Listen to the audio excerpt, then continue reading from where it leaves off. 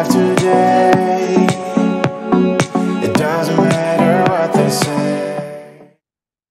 Hello and welcome to another episode of Red Lotus Life.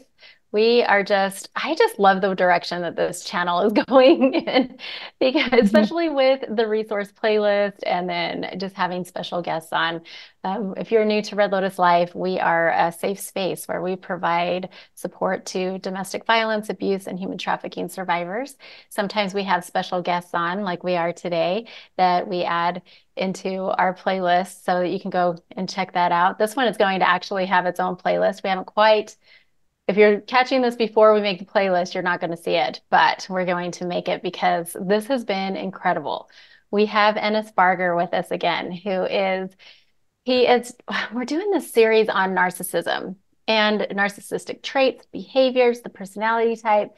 But our goal here and our intention with this is to really understand this personality type and have empathy for this, because honestly, every single time we have one of these episodes and we're filming, Ennis is literally talking, like, I can relate. Sara Elizabeth can relate. Everyone can relate. We all have these tendencies. And so the more that we understand these tendencies and we have empathy for them and we're in relationships with those that may have this personality type, it's created so much healing. I know for me, for my family, I won't speak for anybody else here. In fact, I'll just turn it over to Sara Elizabeth. She's my lovely co-host that's always here, my co-creator. Happy to be here.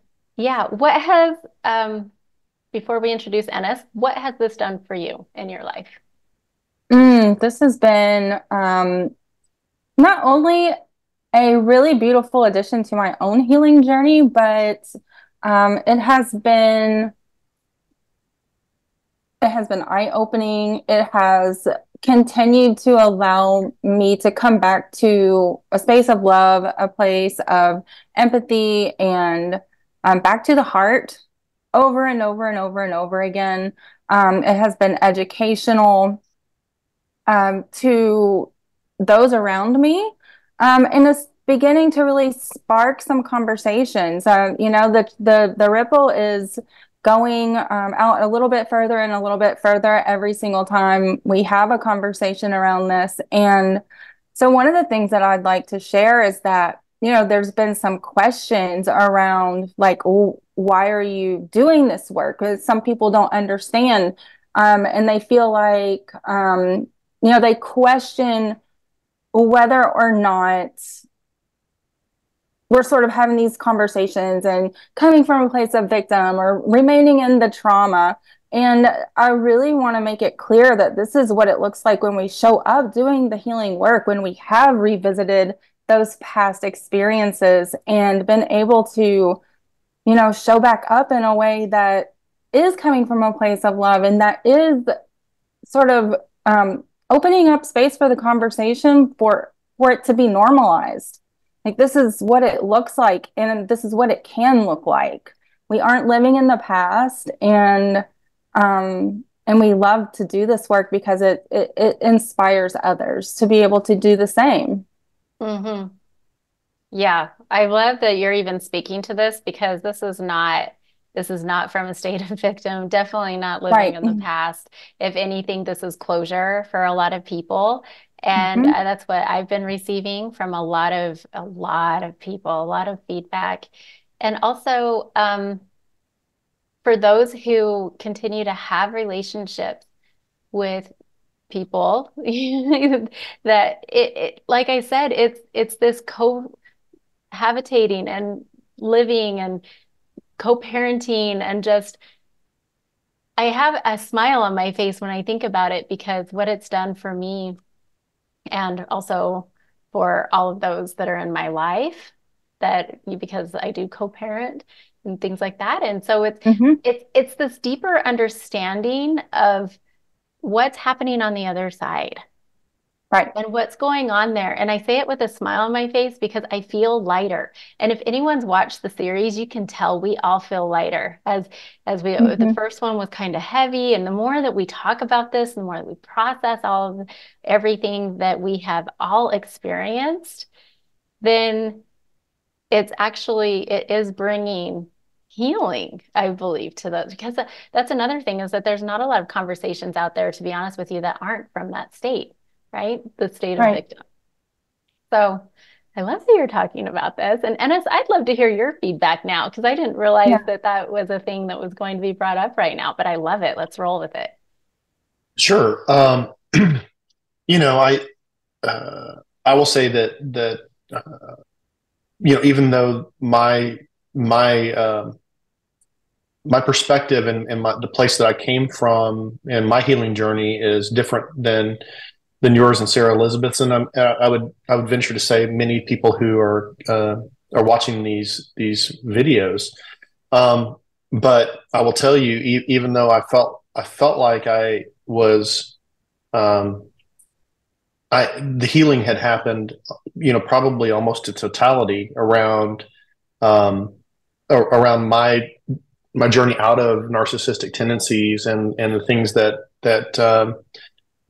cause those things in my life, and the way that you know, we talked about it a lot in the first episode. There's a lot of guilt and shame that has to be dealt with, um, and I've I feel like most of that was taken care of prior to us ever sitting down the first time. But I will tell you, my healing has continued to perpetuate through these entire series of recordings, and so I think it's all around that we're experiencing that.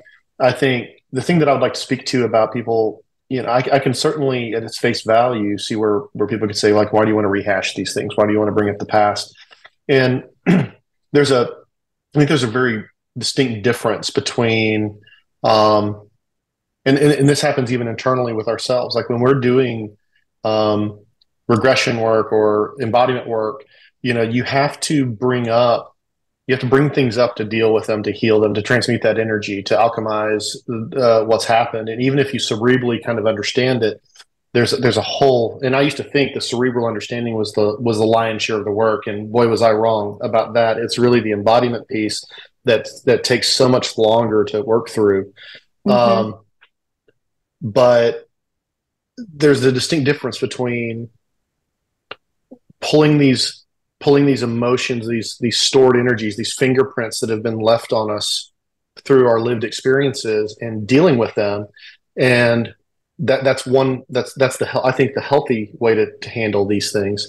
Second is to pull up those emotions and then reinforce the narrative over and over again, and basically empower, like amplify that energy and store it back in your body again. That's truly the regressive work, meaning like you're not making progress, you're regressing in your journey.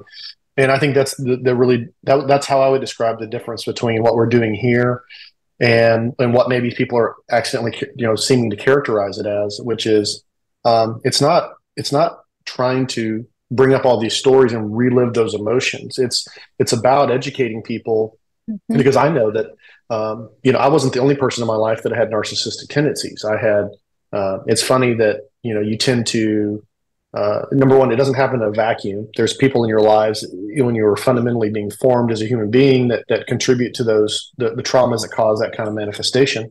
But secondarily, you know, you tend to associate yourself also with other people with those tendencies.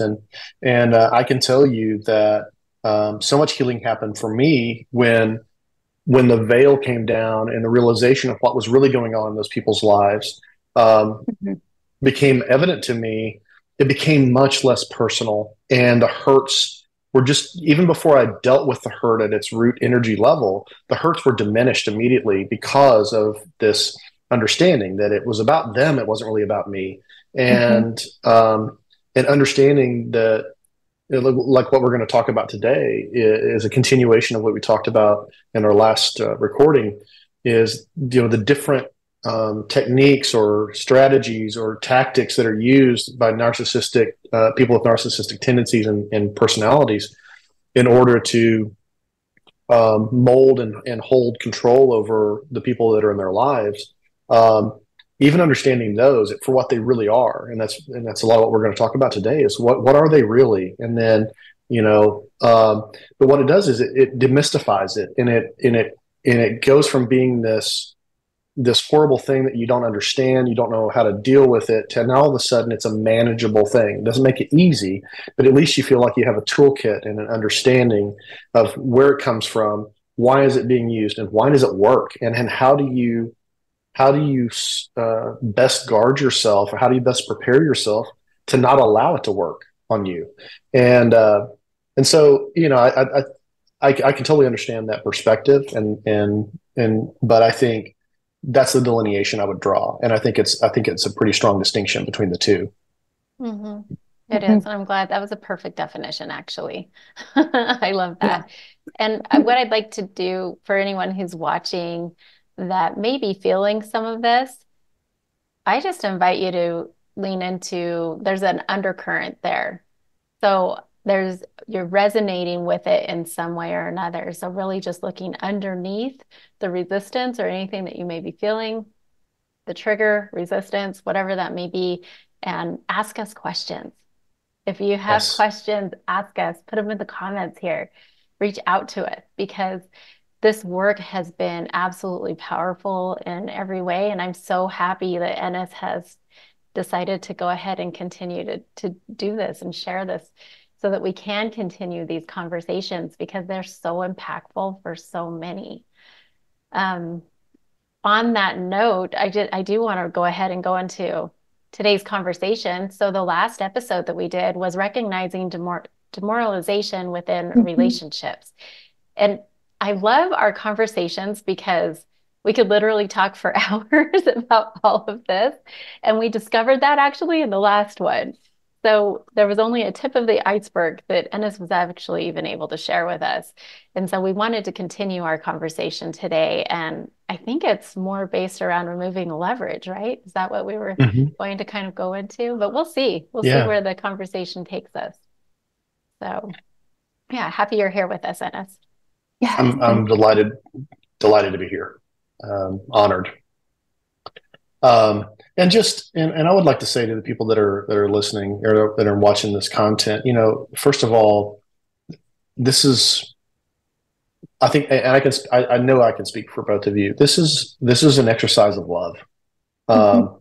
And just take it in that framework, take it in that intent, and understand that this is about loving people at their base level, and understanding that love doesn't mean that anybody's condoning malicious behavior at all. It's just loving who was created and loving them through the manifestations of trauma and the things that they've been through in their life, including and also loving those that have been on the other end of it. And so I hope everybody can feel that and know that that's true, because that's where it's rooted from. And so I did a lot of processing and thinking through the content from our last recording,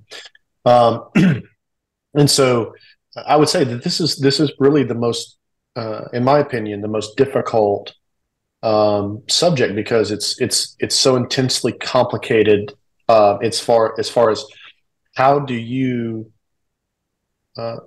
deal with not letting yourself get demoralized or lost or manipulated, or, you know, all these different things that happen to someone when they're in a relationship with a toxic personality, but particularly this narcissistic type of those toxic actions and traits.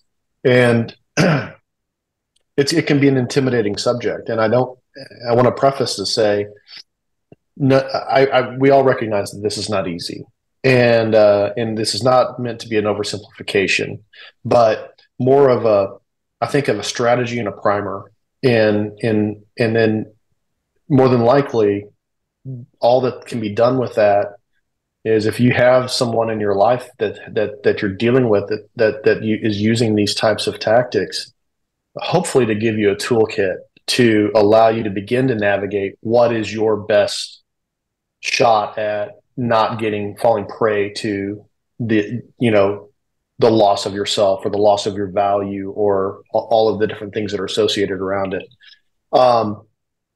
in the past we've talked through things, and then we drew the line back to leverage. But I want to start there today because I think that's appropriate. What any strategy around protecting yourself in this environment is really around how do you minimize the leverage that tool, that technique or tool or tactic has on you, and I would even go as far as to say you can't have leverage without traction, and traction is supplied by us, and that's one of the hard things that we'll have to talk about today. Is the reason that these things work is because we have things in our system or things in our makeup that give traction to these techniques. Because ultimately, if I got on here and said the easy thing is that it's their fault, and they're going to need to change for your life to get better, that's the easy thing to say and hear, but it's just not. It's simply not true. And here's why: they are wrong, and they do need to change. But the difference is you have almost no control over that other person's willingness to change. It's not your job to change someone, and mainly because no one can change anyone unless they're ready to be changed. All you can do is concentrate on the things that you do have control over, and ultimately, all we really have control over is ourself, and to some extent, the protection of those that we care about, especially in these kinds of relationships, where it comes to children, for example.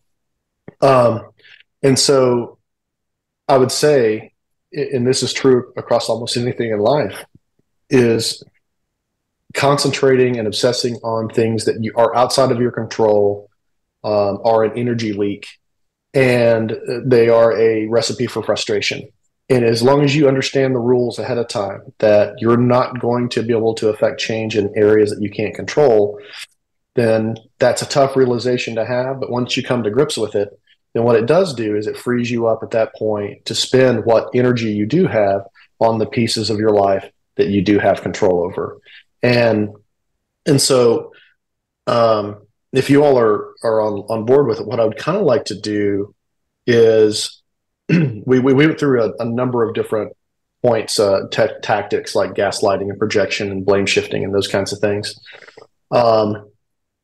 What I'd like to do is just kind of talk through those just at their surface level, and talk about what is the leverage or the traction point that's being exploited with that particular technique, and then we can. I think at that point we can kind of circle back, and we can start addressing maybe how do we reduce the traction for leverage in that particular scenario. Does that sound good? Yeah. Can I say something right here? Absolutely. Okay, because I just kind of want to say something for our listeners with all of this. This is so important right here, what Enos is about to go into, because how many times do we say, how did I end up here? This is how we end up here. And when you're talking about the exploitation, right? The pain point and the exploitation of this is exactly, we're kind of going to be pulling in, I feel, from this point on, from the other episodes of probably any conversation that we did. Enos, you did a great job of doing the foundational episodes for all of this, because it's the whole, I just lost my train of thought, but basically, playing the game, right? Playing the game by a different set of rules. And so this is exactly it. And you can go and you can go watch any documentary that talks about like domestic homicide, that talks about human trafficking, that talks about grooming for human trafficking, all of that stuff. And there is going to be a point of exploitation.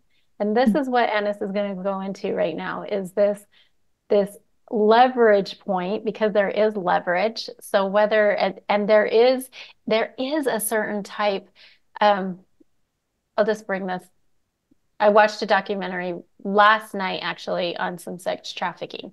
And that's exactly what they were talking about. Every single one of the victims of this actually said that they had a specific something, and then that was what was exploited in order for them to get to go, because they ended up going willingly. They went willingly, which is actually normal. This is normal to go willingly. And then you've discovered yourself in a situation that you're like, whoa, wait, this wasn't what it was supposed to be. So it wasn't what I was told. It was going to be a modeling gig. It was going to be a trip to Africa. It was going to be, I'm an assistant on the whatever. So specifically with trafficking, this is what they actually go after, what Enos is talking about. Everything else, like with abuse, I feel like, and domestic violence, I feel like this is a little more on the unconscious and subconscious side. But for anyone who has been a victim of trafficking in any way, this is very intently done. So this is why we're talking about this right now, is to bring this out and to have it in the awareness, because it happens like that. It happens that fast, and it'll happen in 24 hours. You won't even know. 24 hours of knowing somebody. So thank you, Enos, for bringing this up. Thank you. And I think about it a little bit. In my professional life, I work in the technology space, and one of the things that we deal with is cybersecurity. And so, to draw an analogy there, whether the outside action is very intentional and malicious, or if it's just something that's happening as a happenstance of whatever in the human relationship, it's most of what's happening with a narcissistic person is a subconscious mechanism, right? But I thank you for drawing the distinction, because there are people out there that are masters at identifying vulnerabilities in people and exploiting those. And it is very intentional. They're out there to do a job. They're making money and all those things off of the suffering of other people. But ultimately, whether someone's maliciously trying to attack a network or a server, or if it's just something that happens by accident, which happens sometimes, DDoS attacks and things of that nature, where it'll bring a server to its knees, the commonality between the two is the vulnerability and the security, right? And so going back to where we're at, is what we're trying to do is help you build up your security system, your if you're a Star Trek person, or your shields, all these things. And one of the things that's in play here, and I'm glad you brought up the game within the game within the game.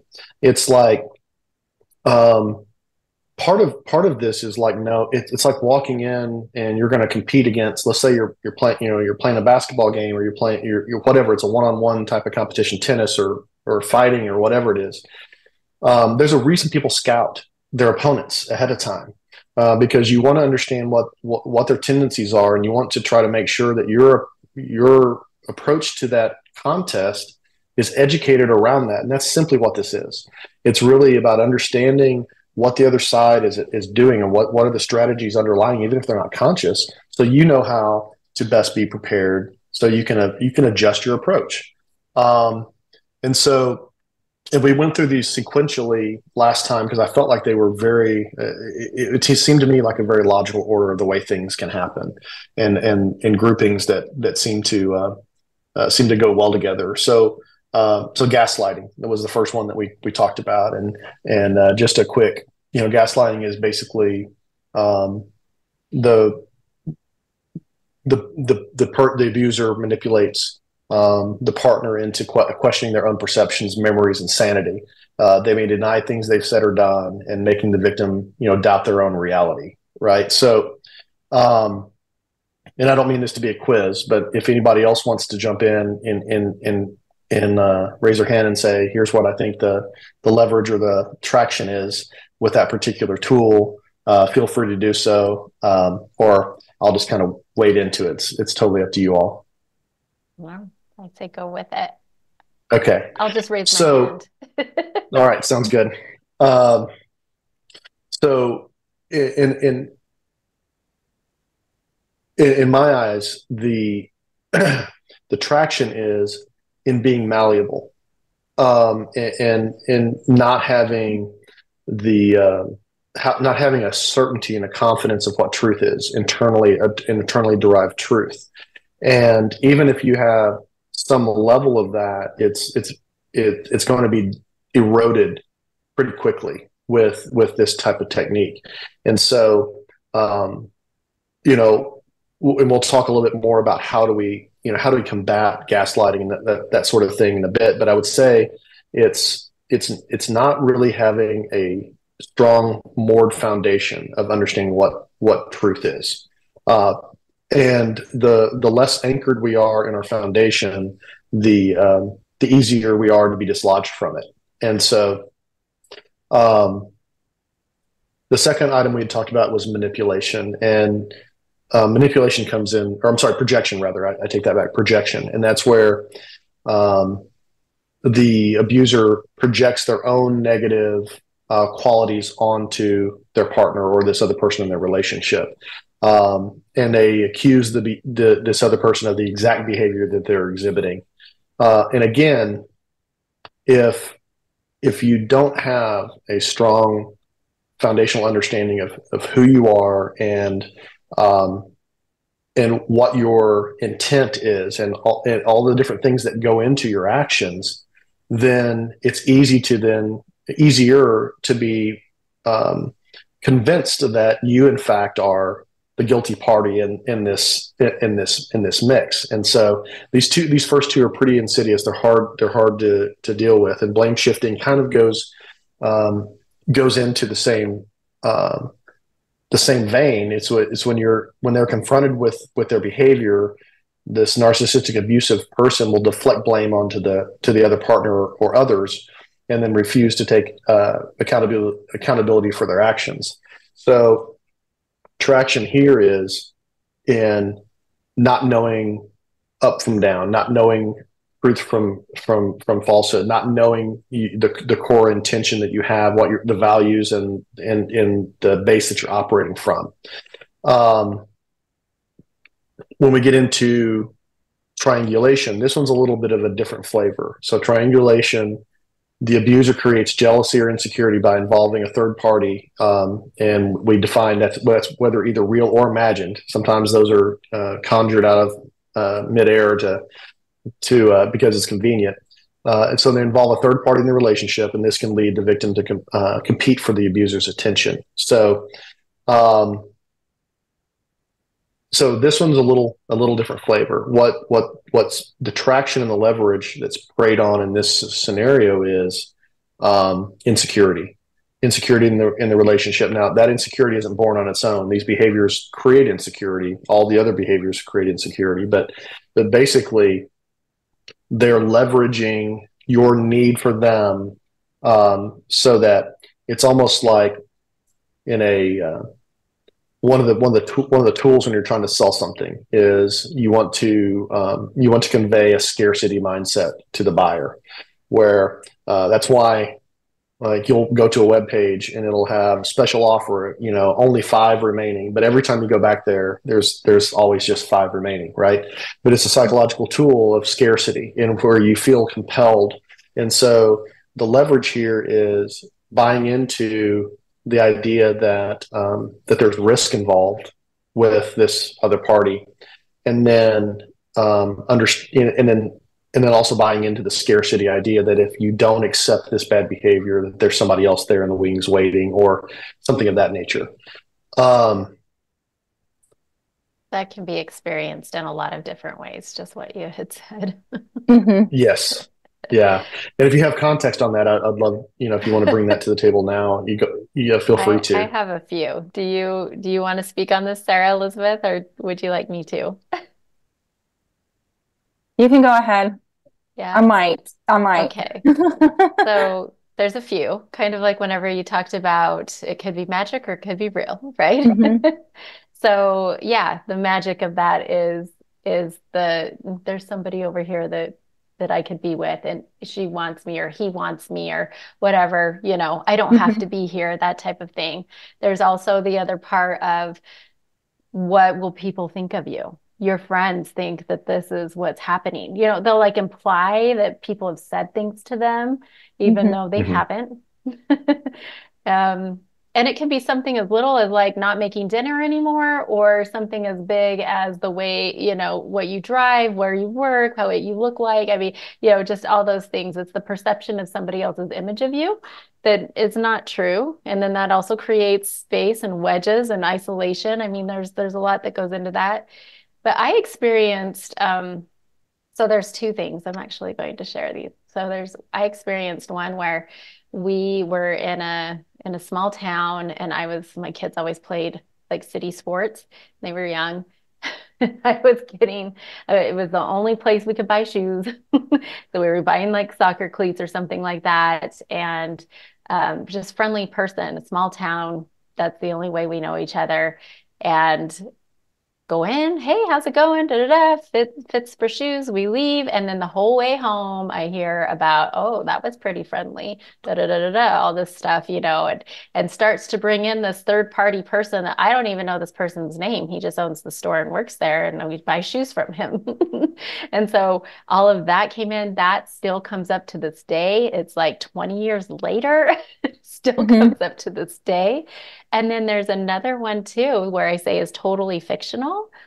And it is they're a father, like a fictional person has been shown saying, this is really your father, meaning he's not. And I go, wait, what? Who? What? Where's this? What picture is it? What are you talking about? Like, it's totally fictional person. I'm not sure who this person is.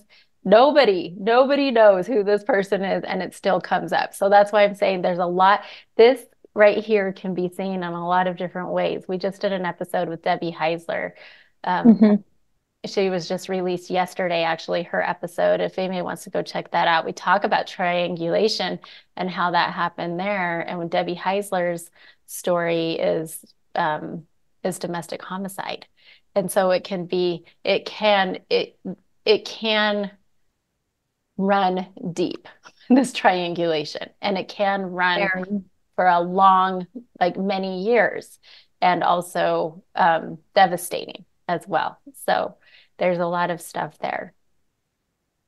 All of these, when you talk about when you talk about all of this, and you in the beginning you said complicated and hard, right? Because everybody has a different perspective and experience with these, and it can be quite serious. It can be definitely not as serious and more lighthearted and more mental and emotional abuse, but then there can also be the extreme stuff that happens, like what we experienced with Debbie Heisler sharing her story. So yeah, I didn't, my experiences with it are more on the, I guess, a little bit more the benign end of the spectrum. And so I don't have a whole lot of context about that. I appreciate you bringing it up, because it is a deep problem, a deep technique that can be used in a lot of different facets.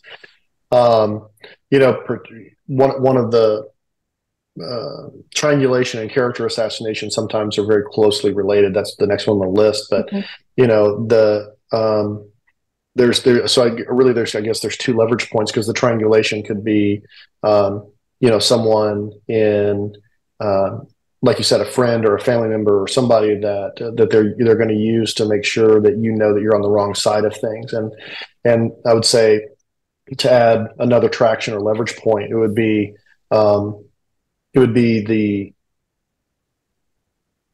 need for people unrelated to the situation to give you approval, even though they don't have context into the details. And so it's, again, it comes back to a rooted identity. If you know who you are, and if you know truth, and you know what's right and wrong, ultimately it's not fun to have people from the outside looking in, even if they're a real person, even if these things really got said. The truth of the matter is they haven't walked a day in your shoes, let alone a mile. And so ultimately, the traction goes away if your first and only concern is for your own well-being and those that you're tasked with protecting in this relationship. And that can feel lonely. It can feel isolating. And that's another piece that's right after the character assassination piece. But, character assassination is in the same family. It's about worrying about what, either it's family members or Joe down at the barber shop or whoever, they're pawns being played in a game. And unfortunately, whether or not that has an effect on your resiliency in the relationship that you're involved in is directly related to how much power you give that person's impression of you. Isolation is the next on the list, and this one's tough because we're not designed to be alone. We're tribal people. We're all part of one. Depending on what your belief system is, we're all part of one body. We're all part of the same energy, and we're not designed to be lone wolves in this life. And so the traction there is in the fact that it's loneliness and desperation, and that isolation is a technique that's set up to make this other person the most important thing in your life. And so the traction point is being able to allow that shift to happen, where the sun rises and sets with this other person in the relationship. That's the technique that's going on. Another thing that goes right hand in hand is the silent treatment. So this is when the narcissistic person may use silent treatment as a way to punish their partner or the other person in the relationship to gain control through that. So they withdraw emotionally, making the victim feel abandoned, and that's usually the layer after isolation. So once you've become everything, they've become everything to this person, really the only consistent contact you have, then the leverage really kicks in there. So the leverage being that you need someone, you need fellowship in your life, you need a relationship, you need affirmation, you need someone. Sometimes we need someone to tell us who we are, and so the only way to really limit that traction point is to, again, be rooted in who you are, know who you are. Also, fight. You have to fight intensely against the isolation piece, because once the isolation happens, the silent treatment becomes more potent. And then the other side of that is when you start to see the game, you start to see that this is a tactic, and it's not that you've done something wrong. It's just it's a method of control. So when you start to see it for what it really is, it doesn't hurt as much. And so one of the ways to reduce the traction of isolation is to identify exactly what's going on, because then it stops the introspection of what did I do? How do I need to remedy this situation? It becomes a thing where you might even have to reframe it as, this might be a blessing. My interactions with this person many times aren't good.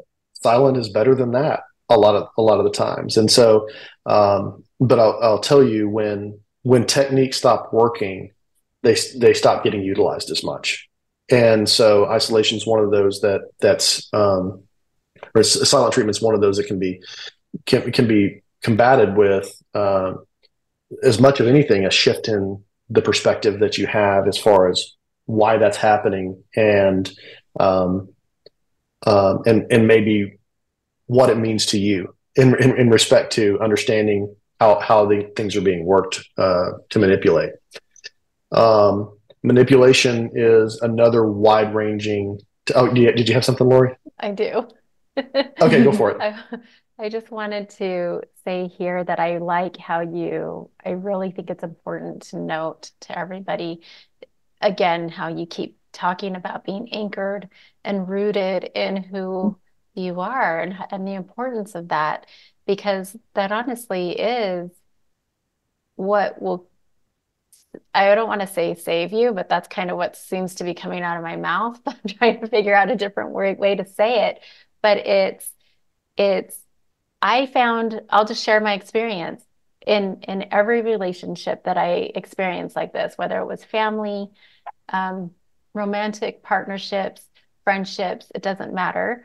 What I have discovered when you're talking about that shift in perspective and no longer being on the defense and actually going, oh, this might actually be a this might be a blessing, and actually looking at it in that way, that's what happens when you are rooted and grounded and centered in who you are. You're not on the defense. I always found myself on the defense. And going with every single one of these tactics, I always found myself on the defense, being blindsided and not understanding why someone would, like, with character assassination. Why would somebody think that I was that person? And I would be defending myself. I'm not that person. Da, da, da. This is, who I am, and whatever it may be. But you're right with every single one of these, because I feel like the whole, and this is what I love about you being on with us and talking about these things, is that it gets us to understand that every single one of these things it's the insecurity and being able to keep the person that is most important in their life in their life. And so this is why, when we have the understanding of why people do these things, this is why, is to keep the other person in their life. But what it feels like on the other side is now defense and hurt and all these things, right? And why is this happening to me? But when we're rooted and grounded in ourselves and in who we are, now that really, there is no traction. There's nothing like that there, because you realize, I'll speak for myself, I realize I don't have to defend myself to somebody who may think, like, it's just so ridiculously, it's just ridiculous whenever I hear things like this now. And so I'm no longer on that defensive. I'm no longer on the defense, and I just kind of, okay, like, it has nothing, there's zero effect on me. And then I'm able to just move on with my day. Does this make any sense? Do any of you have, have anything to say to it, to speak to it? Yeah. I'll let Sara speak if she's got anything, but yeah, definitely. Yeah. This was very similar to my experiences as well, what Lori was sharing about. And what I found is that just going back to exactly what you're sharing, Enos, as far as being so rooted in your foundation, because when the intent is to create the insecurity and the intent is to actually induce shame and guilt, when you are so rooted in that foundation, then those projections and those tactics aren't going to work, because what I keep hearing is the illusion is no longer there. There's no longer an illusion that's preventing you from seeing and keeping you in that space of guilt, shame, and insecurity. And it is less hurtful. Right. And one of the things that I'll dive into a little bit further is the position is always going to want, to when you're trying to leverage someone when this is going on, it's definitely to put them in a defensive posture, put them on the back foot. And a lot of times what really makes that so difficult is the emotion of the situation.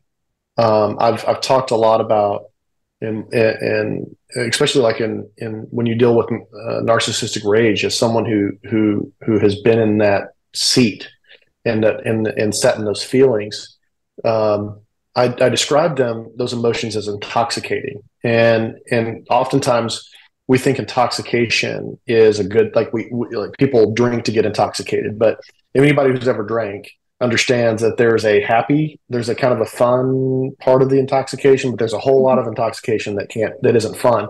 And so intoxication isn't fun, it's distorting. And when someone can elicit a strong emotional response out of you, what happens is the blinding happens of seeing something for what it really is, and also being able to back away from the situation and look at it logically, strategically, seeing things for what they are. And that's why these techniques are so potent, is because they strike emotion first, which is that defense, like Lori's talking about, the defensiveness and the insecurity, and what will people think, and why would they think that about me? And the only way they could think about that about me is if it's actually true, and I just don't see it. Right. And so it's always making you, it's dislodging you from any foundation, from any anchoring that happens. And that's why the recurring theme here is, and I don't know that any of these will be any different at its root, but it's ultimately having a strong, internally derived sense of self. Mm-hmm. That's the best defensive weapon you've got in your entire life, let alone this set of circumstances. Right.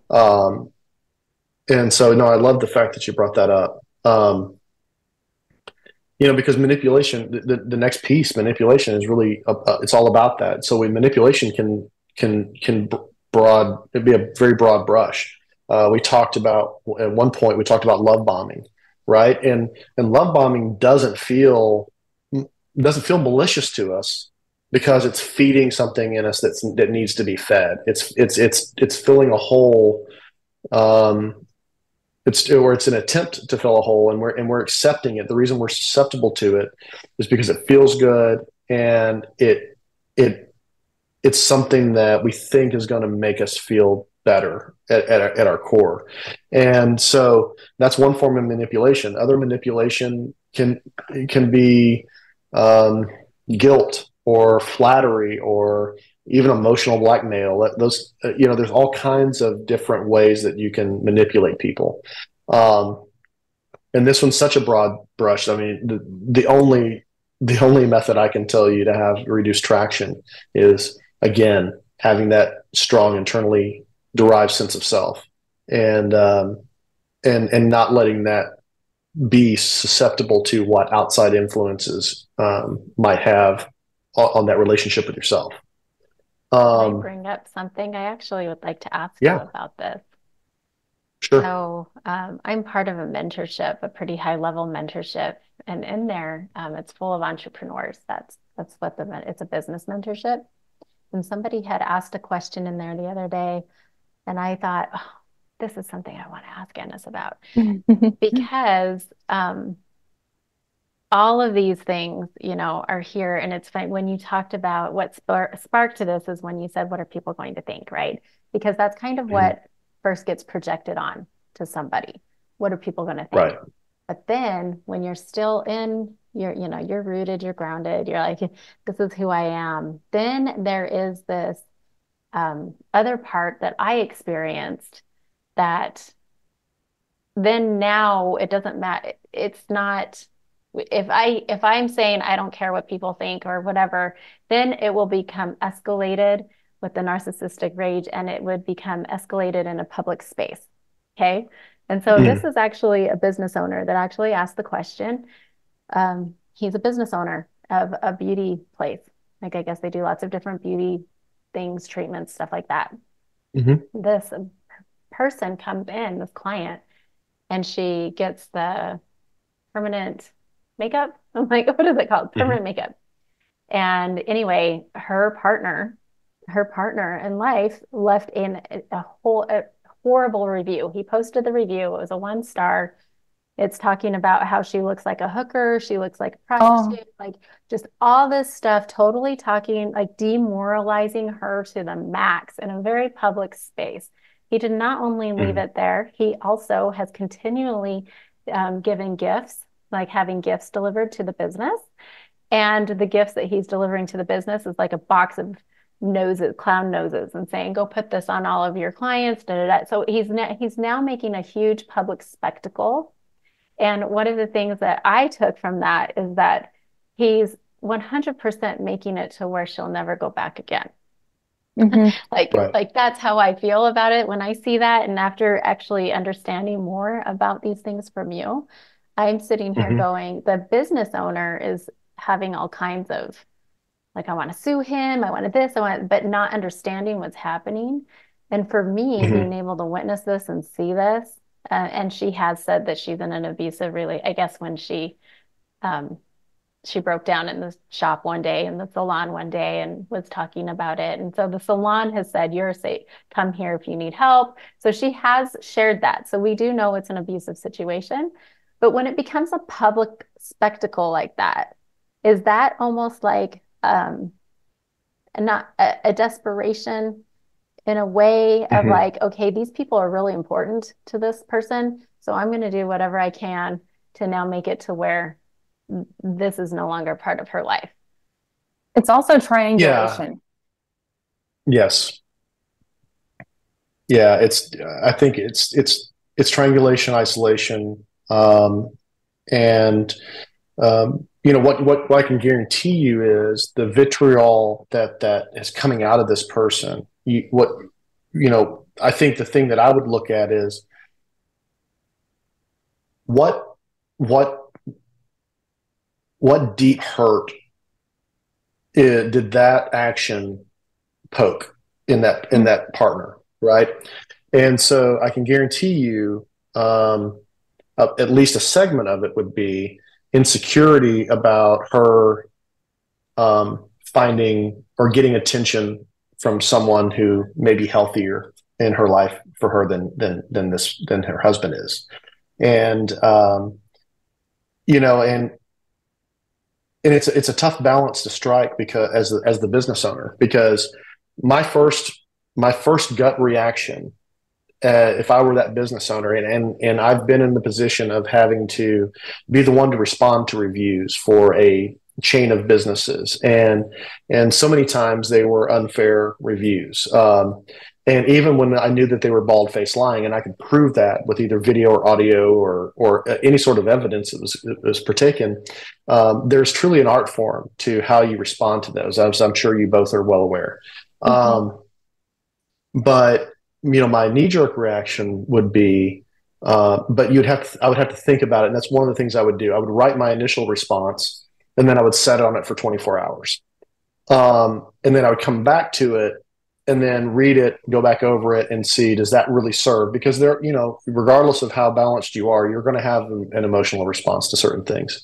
So what you're trying to do in that situation is not create a worse situation for your client. And if that's out of consideration, I'd just be very careful in the way that you craft the response. But I would say, listen, we're here to support our clients. Your wife or girlfriend or whatever came in and asked for a certain thing. We feel like she looked beautiful, and I'm sorry that you don't feel that way, but there's not that much you can do about it. As far as like it is what it is. But the thing is, that's that narcissistic rage coming out, and truly the best thing to do is to just not feed it, not let him feel like there's been an iota of concern from you about his actions. And I think they did the right thing in letting her know that if she needed something, she can come there. But I think any engagement with him, like suing him or whatever, you have to do what you have to do. If it becomes like a violent threats and that sort of thing, restraining orders and those types of things are in order, you've got to protect yourself and the people that work in your establishment. But basically, I would just say completely and utterly don't feed the monster. That guy's coming from a really, really toxic place, unfortunately. And, it's a tough situation. It's almost a no-win for the business owner. But you can rest assured that any logical, sane person that reads that review knows exactly where it's coming from. Yeah. And sometimes you just let people discredit themselves. Like I said, my knee-jerk reaction, especially when I'm trying to protect someone else, is to come back over the top and like make sure that they know that they're losing this argument. But that's a selfish, and it really comes from, a place of immaturity, right? And I have to recognize that in myself and go, okay, time out. that's really not serving the highest purpose. That would feel good in the moment. It would not feel good long term. And but yeah, I think that's just, it's sad. It's sad that people behave that way. But yeah, I think and I think if in fact they do, if they were to respond in some way that incited a problem, not only is it going to cause a problem at home, there's going to be another blow up, but secondarily, it does run the risk of her not ever wanting to come back to a place that is clearly important to her, and and they've created an environment of safety. So the best thing to do is just wash your hands of it, support her in any way that they can, and then let his own words and actions discredit him to the public. Oh, good. Thank you for that, because that's actually what I had said. I actually just said I wouldn't respond to anything unless it escalates more on the property than police report or whatever, right? Because all that does is show a paper trail. So, but if there was any response, I mean, again, it's like you have to be rooted even as a business owner. So I kind of think it's fun that we're talking about this, because even as like knowing what your business is and what your service is like, and your all of that, and just being rooted in it enough to not respond to things like this. So it's interesting that there's so many areas and aspects of life that this can show up, and it's not necessarily, you don't necessarily have to be in a relationship with anyone either to do this, but that was an extreme example. And I thought it was fascinating because I did respond in that way, and they all know that this is what I do. And so they were listening, but they were like, but why would he do that and make himself look bad in a public way and make her look bad? And I was like, well, this shows a lot, kind of like a last ditch effort. Like he's just trying to create that space. He's trying to create that wedge and that isolation. So, because he does know that it's a safe space for her. And so, yeah, I'm just like, okay, well, here we go. This is an example. And I thought I'd just ask you about it. So thank you. Yeah. And I suspect it may be that she's beginning to, I don't know, maybe resist the manipulation. And this step of going out and getting the permanent makeup is just another losing that traction and leverage on her. And so that's why this vitriol is so caustic and in disregard for how it made him look in public. Because at that point, that the emotion, again, it's disorienting. It's in that moment, you know, and he's just going to ride it as long as he can go with it, unfortunately. Yeah, it's difficult. And I'll tell you, I have to credit my fiance a lot for, she's really, really good at dealing with stuff like that, and staying above the fray. But the old adage goes, it's like, if everybody here spent time on social media, the first rule is never feed the trolls. And that's kind of true here as well. Don't feed the troll. And you're ultimately, it doesn't feel satisfying in the moment, but it's the best course of action long term, in my opinion, at least. Okay, thank you. So manipulation, like I said, we talked about that's a kind of a wide brush, and I think we could get largely lost in the weeds on that one. I want to go through the last two that we had on our list previously, and then we kind of circle back to some strategies and things. But another one is a big one, which is financial control. And this one's a tougher one because there can be financial control without you having fertile ground for manipulation because of not being centered and grounded, right? And with this one, the leverage point is obviously it's an inanimate factor that has big ramifications in our lives, right? We all have to sustain ourselves in some way or another. And so the traction is being pliable, is being pliable to be allowed for the financial control to happen. And this, again, that could be in a bunch of different ways, but I'll give you one example of where I think that's applicable. Most of the time, or many times, the financial control is sold on the front end as something completely different. Like, I'm going to take care of you. I want you to be able to not have to worry about how much money you make. I want you to be able to spend, like, if it's a mother, it's a husband, wife, and mother, or boyfriend, girlfriend, and the mother of children.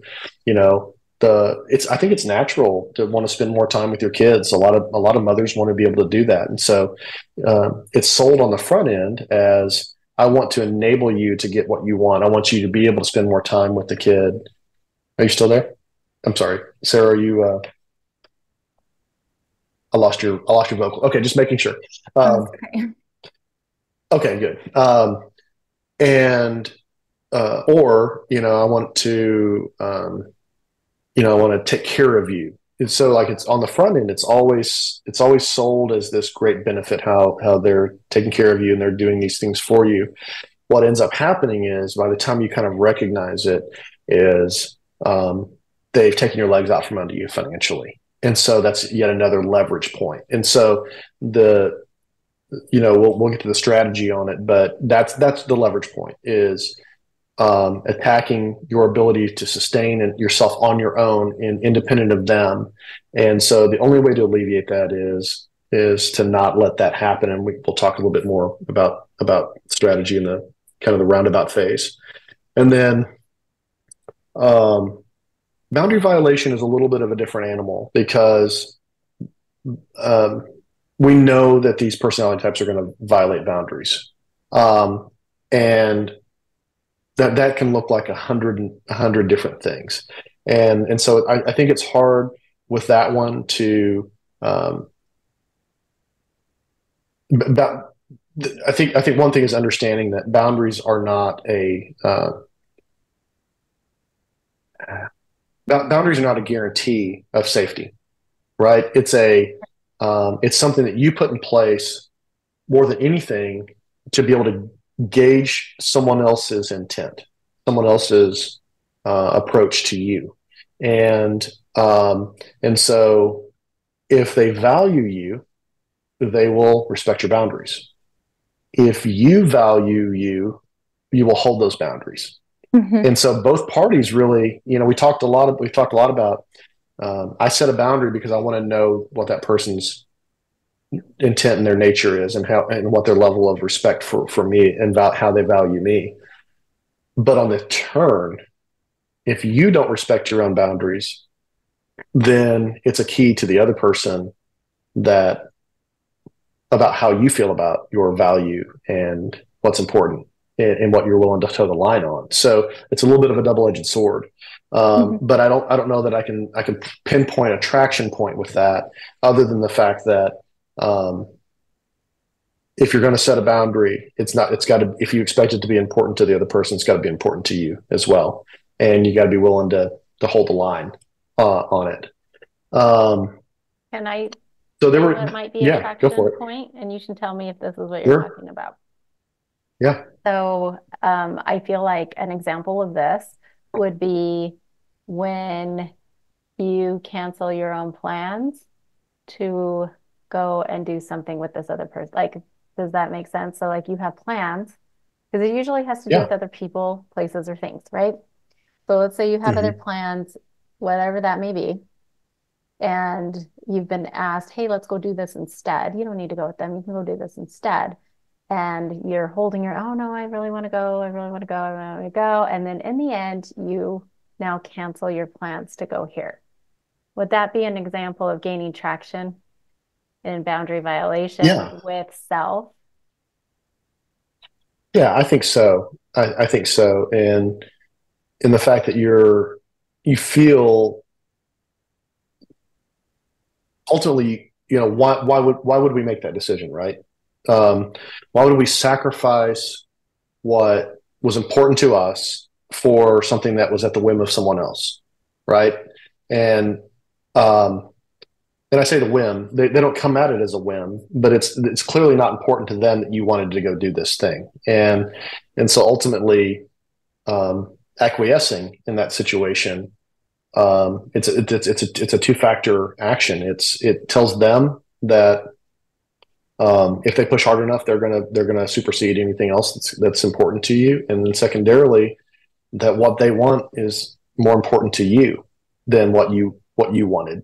right? And it's a and I'm glad that you brought that up, because that's one of those that I don't think a lot of people would say this is a big boundary issue, right? It seems a little bit in the periphery of like these core boundaries we would all like to talk about, like, you know, you're not gonna stay out all night and show up in the morning and not explain where you've been, and then things are going to be okay, right? Like those are some things that can happen, but starting with that, that's how the erosion starts. It's small things like that, and the next boundary is a little larger, and the next boundary is a little larger, because they're not going to come in day one and hit you with the big stuff, right? It's going to be a slow burn, and that's a perfect example.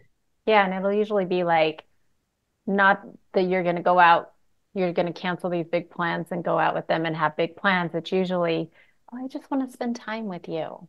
You know, it's going to be something like that. It's going to be, and so I kind of want to say like how these things start to begin, because just like what you said, it's not something that people, oh yeah, well, that happens all the time. That's not a big deal.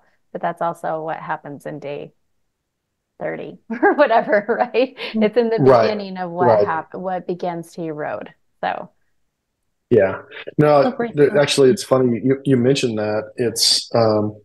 There's a situation, I know someone who's, and this is really a different dynamic. The son is very narcissistic, and the mom grew up in a narcissistic household and with the father, and so the son has relocated for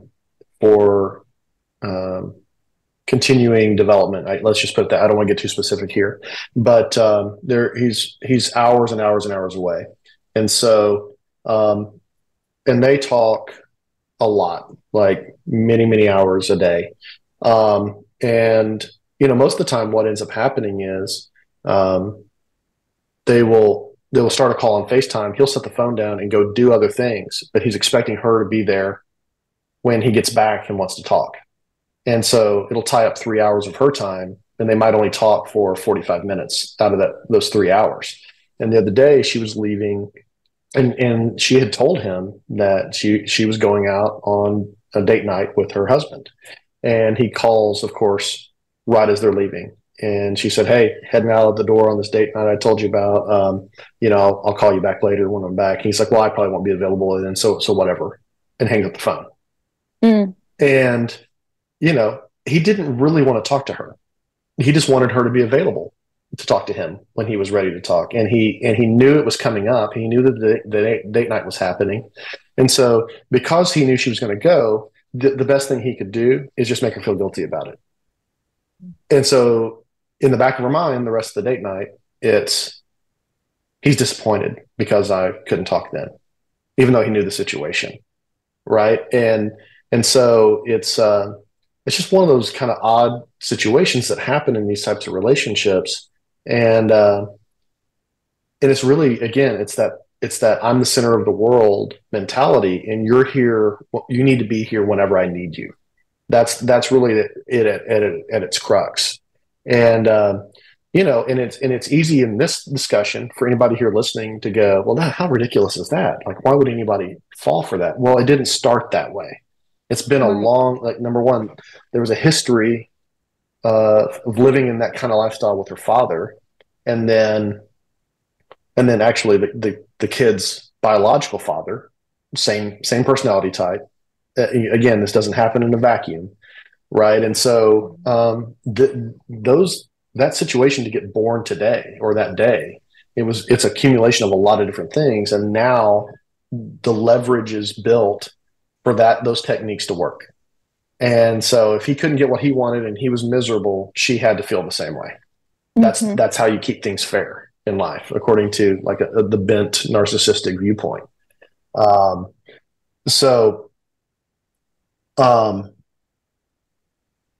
we know we've touched on this theme of the best defense for all of this is having that centeredness, the knowing who you are. And so I won't continue to go through that on each one of these points, but what I would like to talk about is maybe also some little tips and tricks some techniques that might be efficient in some of these areas that will help the situation, along with understanding that at its core, the work that needs to be done is going to have to be a deep dive inside to remove the traction points for all these different approaches, because that's where it's going to get you. But things like for gaslighting, for example, and I've seen this happen to people who are strong-minded. I've got a friend who's in a relationship, and he called me one day and he goes, Enos, I'm genuinely concerned that I'm losing my mind. And I said, well, okay, well, number one, it seemed like such an out of character statement for him. And I almost thought he was kind of leading up with something kind of sarcastic, because that's our sense of humor. But he said, no, he goes, I will talk to my wife. We'll have a discussion. And even 5 minutes after what's said is said, she will say that that's not what she said. And he goes, and I am losing my ever living mind, or something else is going on, but he goes, I don't know right now whether I am mishearing things. And part of what gets play is we all remember the telephone game, right? When we were younger, where, one person at the other end, the teacher tells them something, and by the time it makes it through 10 people, the version that comes out is completely different. And so we all know we have the capacity to hear things differently, perceive things differently. And so there's a little bit of doubt at play there. And so that's what kind of gets exercised in the gaslighting piece. And so one of the things that I know that I encouraged him to do, I said, well, you've got to find truth. You've got to find baseline and know where to operate from. And there's a few ways that you can do that. One litmus test is the next time you start a conversation with this person, don't make it obvious, but record the conversation on your cell phone and go back and read and re-listen to it later or the next day. Because at that point, you can't, it's like instant replay in sports. So I wish instant replay was always so conclusive, but it's like instant replay, and you can't deny what's on tape, right? And so from a gaslighting perspective, or if you have the ability, like in some ways, like where if you don't want to do it on your cell phone, there's all kinds of technology these days in which you can do that, where you can record a conversation. But at least what is truth at that point. What was said? Did you mishear it? Did you attach something to it that wasn't really said? It's just the way it made you feel, but that's how you remembered it. That's that sort of thing. But ultimately, it's going to tell you whether or not you're getting gaslighted or not pretty quickly, right? And what I'd like to do is that's adding. It seems deceitful, and I'm not trying to ask anybody to be deceitful, but what I am telling you is you need to regain your footing. And one of the ways you regain your footing is knowing what the damn truth is. And sometimes that's what you've got to do. Because even if the other option would be to go as soon as that conversation is over with and journal out and try to remember everything that was said. But again, that's still at play with, did I mishear it? Did I hear what I wanted to hear, or did my emotion in the distort what was said, that kind of thing.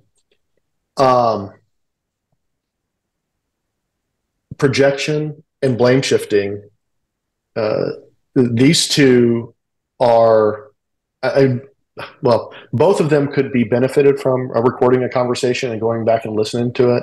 Not necessarily because of the gaslighting piece, where I didn't say that at all.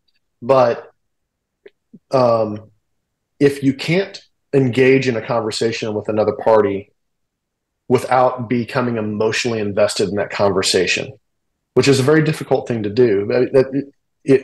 If you can get there, that's your best defense, because you can step back, you can step out of the immediacy and start to see the game within the game. It's like one of those things where one of the things I tried to do when I was coaching athletics is I tried not to get emotionally invested in the outcome on the field or the court, because every time I did, my ability to strategize how to affect change on the court or the field was affected by it.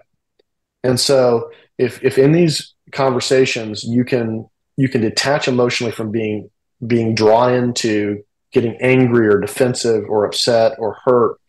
And I'm not trying to tell people that we don't want to be emotionless zombies. Emotions are a valid part of our life, but there are times in your life where if you can check out from those and step back from it a little bit, the playing field, your vision just becomes so much more clear. But if you're not able to do that in the moment, a recording of that conversation allows you, once those things have quelled a bit and you've been able to process and get centered again, then you can go back and review it for what it really is, which is just a dialogue between two people in which one person's applying some amount of technique or tendencies to it. And things like projection and blame shifting become way more obvious when you're not party to the emotion of that conversation. That's what we do as spiral practitioners. That's why we always say it's so important to learn self-clearing, because then you can neutralize and you're in a neutralized state. And then that's where you can really see everything. Yeah, it's like, it's the same reason, take it totally completely out of this context. Everybody deals with situations at work where you're overwhelmed, right? Like you're completely full on things to do, and then something else gets piled on, right? And or something that's supposed to be simple ends up being complicated, and it wrecks your schedule for the day of trying to get all these things that you needed to get accomplished, and you start to feel that pressure in your chest, that anxiety that builds, and you all of a sudden now you're almost like paralyzed, unable to pick the next thing to do. You've got so many things to do, you can't even pick the next right thing to do. I deal with that from time to time. I run 2 companies, and things don't go the way that I have them planned almost any day of the year. It's just the nature of running businesses. And so I literally will take the time out, go into the bathroom if need be, put some headphones in, and I'm going to drop in and get centered. And I'm going to do a couple of quick breathing exercises. I want to get that emotion gone. And what's funny is I step back out 5, 10, 15 minutes later, and I can take on that challenge the rest of the day. And so what interestingly happens so often is the solution to that simple problem that ended up being complicated just comes. And I don't know what it's going to be. It just happens to arrive. And so, if it can work in places like that, it can certainly work in relationship conflicts and those types of things. And so being able to get that done, get that taken care of, express that, live through that. It's even if you have to embody that emotion, if it means you have to go in the other room and scream into a pillow for 5 minutes to clear that emotion, then do that thing. But don't let yourself get baited into expressing that emotion where you're feeding that narcissistic fuel. You're fueling the narcissistic person, because all they want is for you to feel like, subconsciously, all they want is for you to feel as miserable as they do. And the leverage comes in allowing that to happen, especially over an extended period of time. So triangulation and character assassination. Number one, triangulation is, again, it's multifaceted, but first thing is you kind of have to tell yourself, I don't care. I don't care if somebody else doesn't understand. I don't care ultimately if there's somebody else out there that wants to put up with this from somebody, and they're willing to deal with it someone who won't change, who won't grow, who won't heal.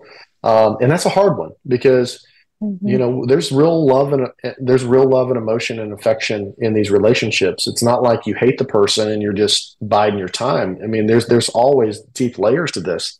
But the other tactic is, listen, I love you, but if the choice is between accepting less than I deserve and you going to someone who will take less than they deserve, then I'll make the decision easy for you. Go be with someone who will take less than they deserve, because I'm not playing that game, and so it disarms that person. Like, listen, I don't want to throw you. I'm not throwing you away.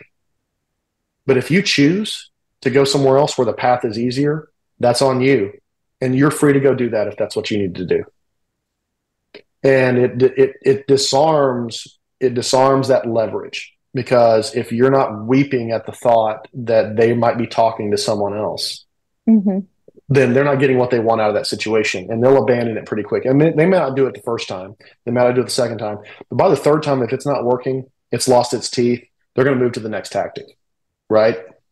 And and the other thing with character assassination, if you do record your conversations, hold on to them, because there definitely, if the relationship begins to start to fall apart and they think that they're losing, they will solicit and pull as many people in as they can. And the best thing you can do in a relationship like this is come with receipts. And for those people who, if they are close to you, if they're family members or something, and they're like, I just don't understand why you're doing this. But like, okay, listen, I didn't want to have to do this, but since you're inserting yourself in this situation, then I'm going to let you know what you're dealing with. Hit play. Like, this is what it's like behind closed doors. I understand you think what's going on is what you've heard, but here's the reality of what I deal with on a day in and day out basis. And tell me, would you stick around and would you stand for dealing with that? And I don't think that they will. But ultimately, in the long run, if you don't have receipts and you don't have the ability to prove what you know to be true, you just have to know that it's true. And you have to be willing. Again, this comes back to value. Honoring your own value has to come above and beyond what someone who's not living in your day-to-day life thinks about you, or what, whether they're going to be willing to engage with you in the same way that they did in the past. If they're willing to abandon that, that's their decision.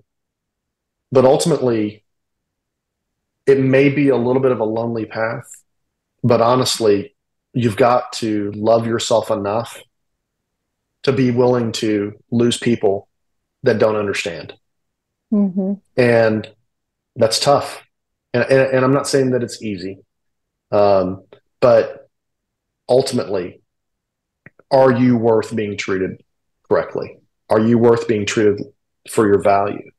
And that answer is yes. Whether you feel like that today or not, that answer is yes. And so start operating from that space that it's living in the way that it is without change or improvement is not worth it. And if I have to lose certain people in my life, then that's just the cost of doing business. And what you hope is, and what you put out into the universe is that they'll get right and they'll come around, and that relationship can be back to where it is again, but it has to be on your terms. And because if you know what's true is true, that decision becomes easier.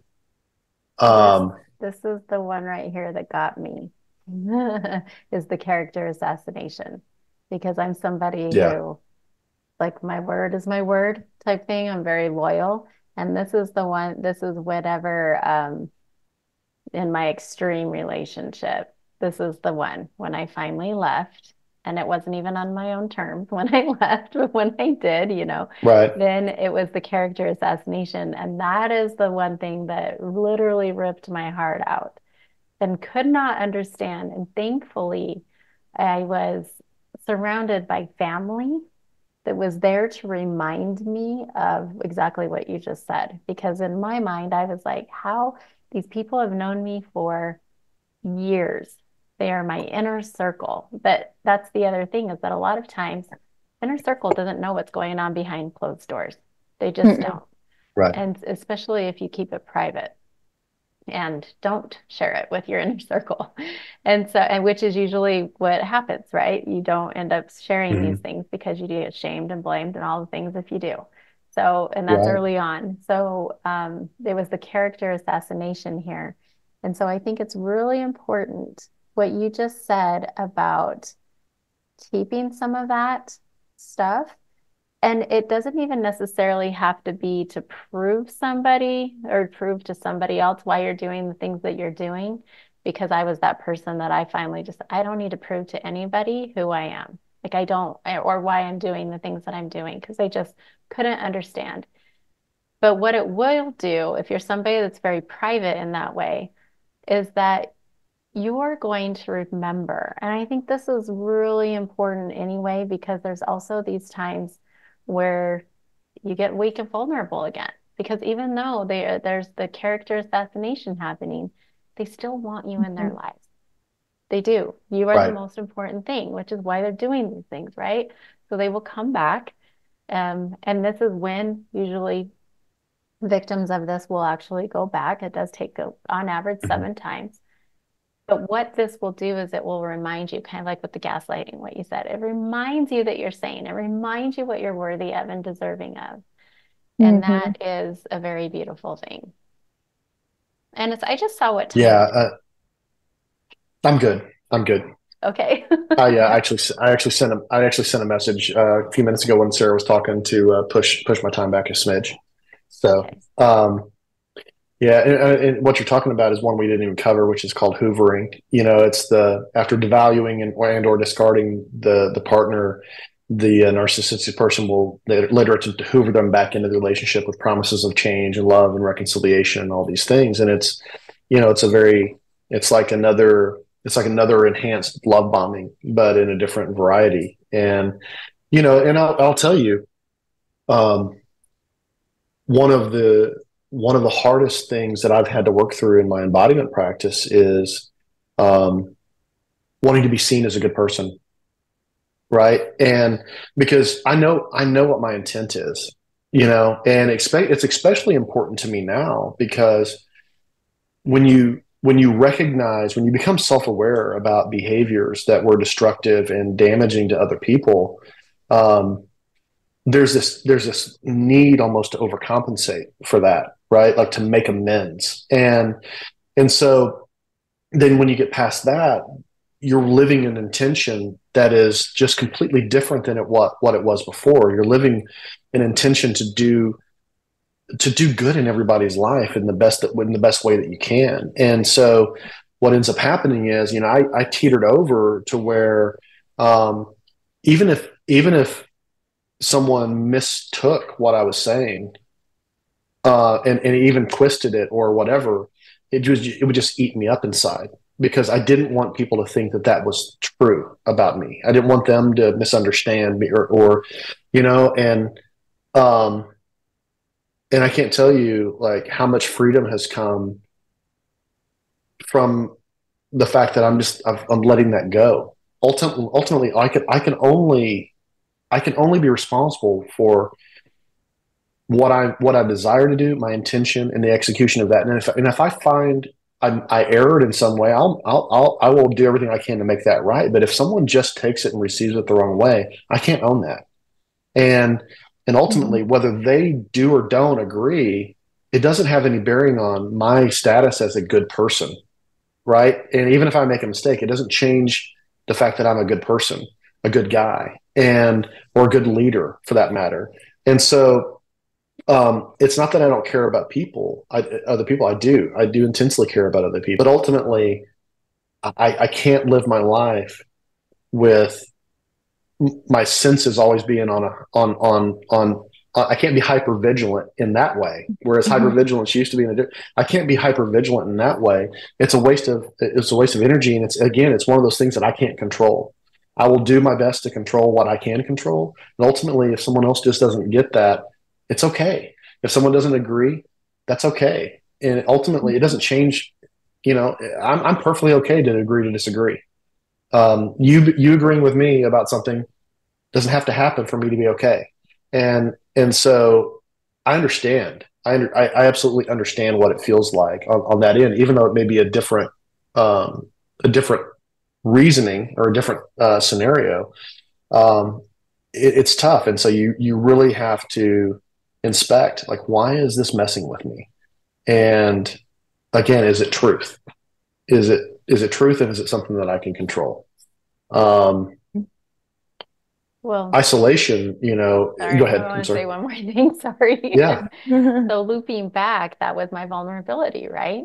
That's Right. what meant the most to me was my character and who I am and my value and all of that. And so when that was the point of where I wasn't there anymore, then that's what was attacked. And I don't want to say attacked, but and so I will tell you I'm so grateful that I had people in my life that would remind me of my worth and remind me of what had just, I had experienced through all these years and things like that, because that is very helpful. So I think I wanted to just state that right here, that this was me when you're talking about character assassination and all of that.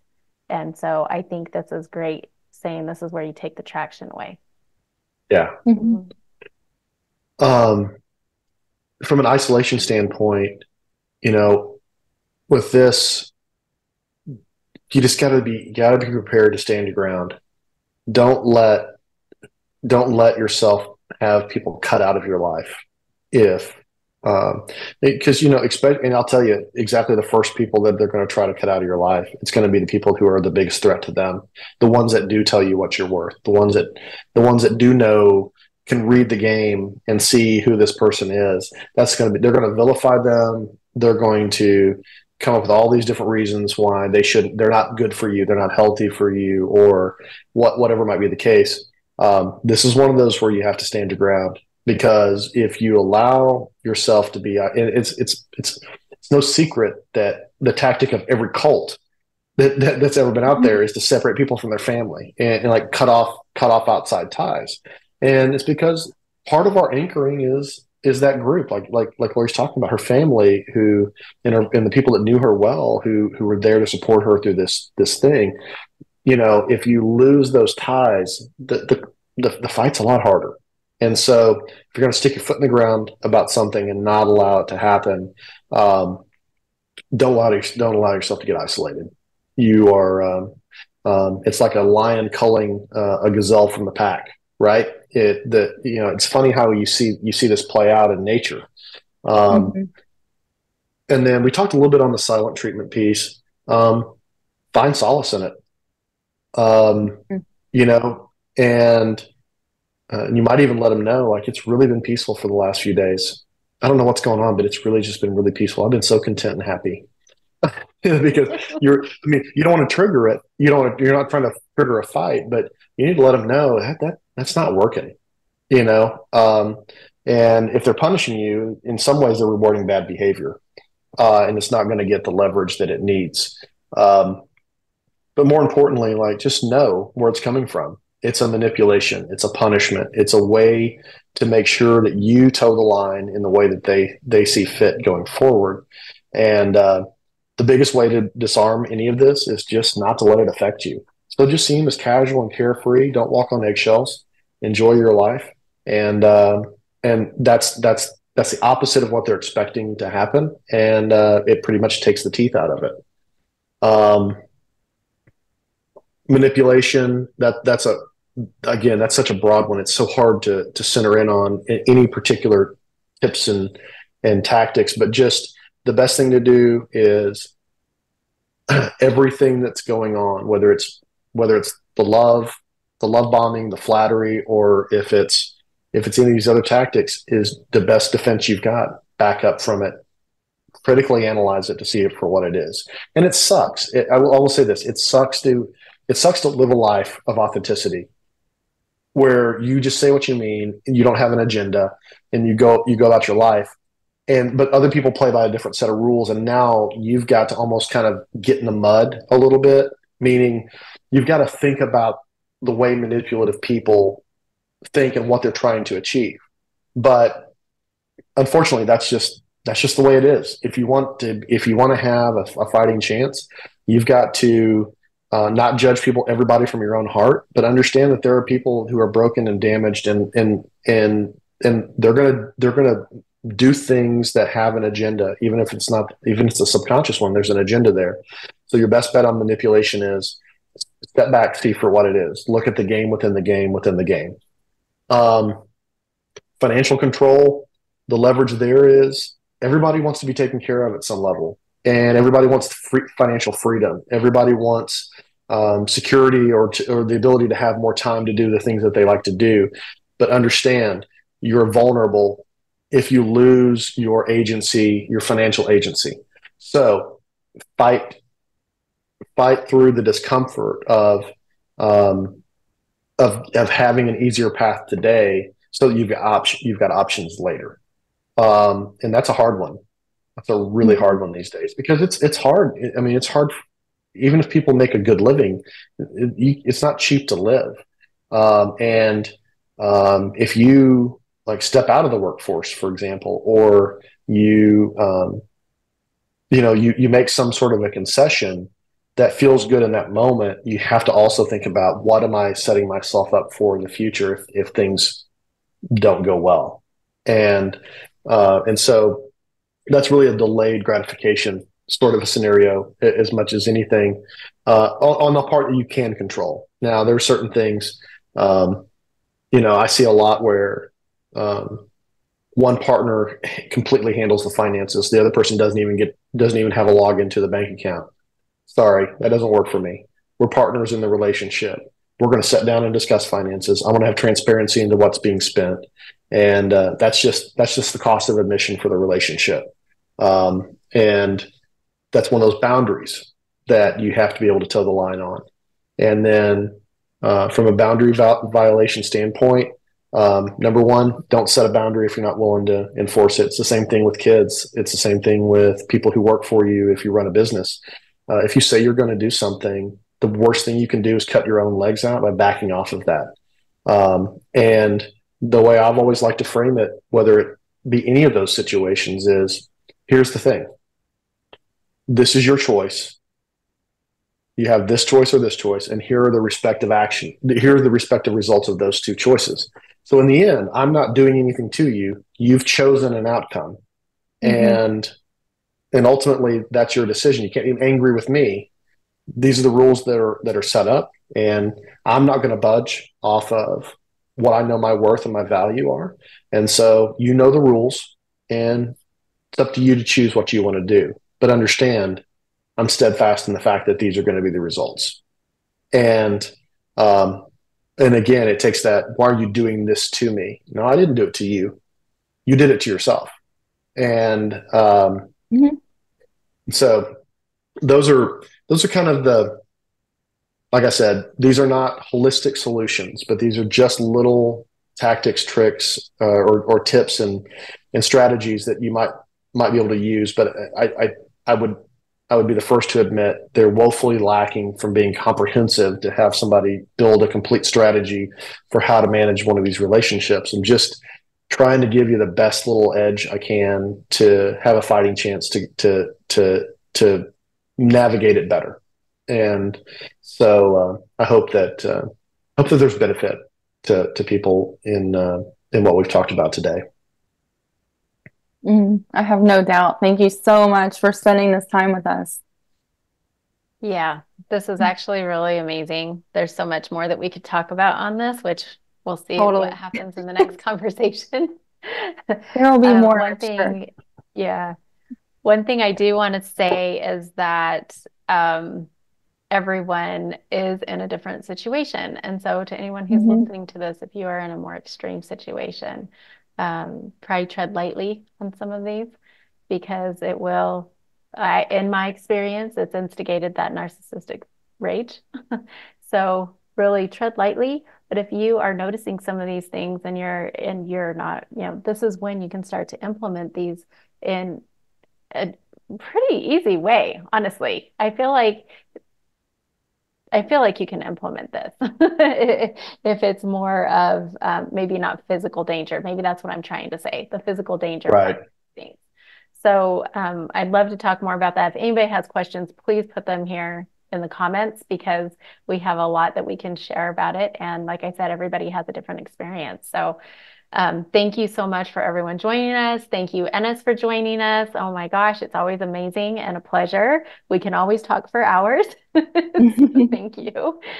How would you like people to contact you? Sure. Yeah.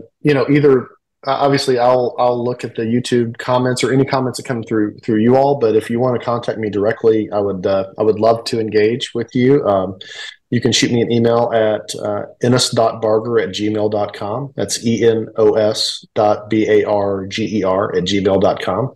And I would love to, I would love to talk with people, answer questions, or anything that anybody might have. Yeah, that is amazing. We'll also have his contact information in the notes of the show. So thank you, Enos, for being available for people, because I know we get a lot of questions and feedback, but I know that you also would like to receive them as well. And I know there's a lot of people that have questions for you. So to everyone else, if you like this content, please press like so that we know that you want to see more of this, which I already know you do. If you know someone who is in these situations and you think they could find value in this, please share this with them, because that is actually why we do what we do here on YouTube and in all the other places. And then if you are enjoying any of this, please hit subscribe, because we do something at least, I want to say once a week. Once a week, definitely once every other week. There's new episodes coming out all the time that where we dive deeper. So if you want to know a little more about what Sara Elizabeth and I do, we do dive deeper in the Red Lotus Life membership, but right now we're actually tomorrow getting ready to start the Say Yes to Soul 30-day challenge, which we invite anybody and everybody to join that, because it is going to be amazing in every way. And actually, you're going to end up being able to implement some of this if you're in these situations. So it's going to be really amazing. So we'll have all of that in the notes as well. So we invite you to join us. Anyway, until then, we will see you next time. Yeah. Bye. Bye. And live your life today. It doesn't matter what they say.